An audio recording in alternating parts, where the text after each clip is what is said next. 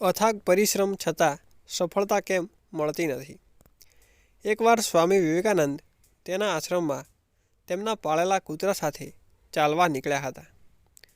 અચાનક એક યુવક આવ્યો અને સ્વામીજીના પગમાં પડીને કહેવા લાગ્યો કે સ્વામીજી, હું જિંદગીથી ખૂબ પરેશાન છું.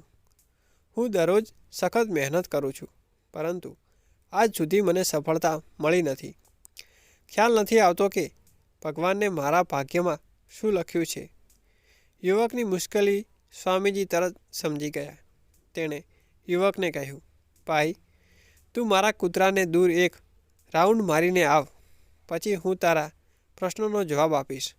યુવકને પણ થોડુંક અજુગતું લાગ્યું, પરંતુ તે કંઈ બોલ્યા વગર કૂતરાને લઈને જતો રહ્યો.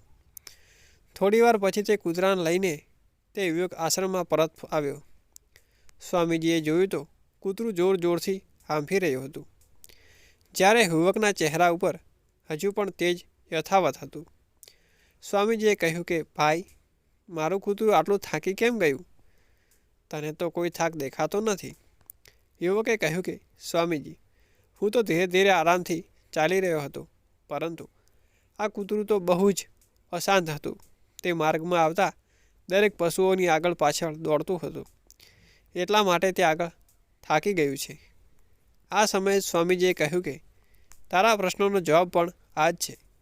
તારું લક્ષ્ય પણ તારી આજુબાજુમાં છે, પરંતુ તું તારા લક્ષ્યને છોડીને બીજા લોકોની આગળ પાછળ દોડ્યા કરે છે.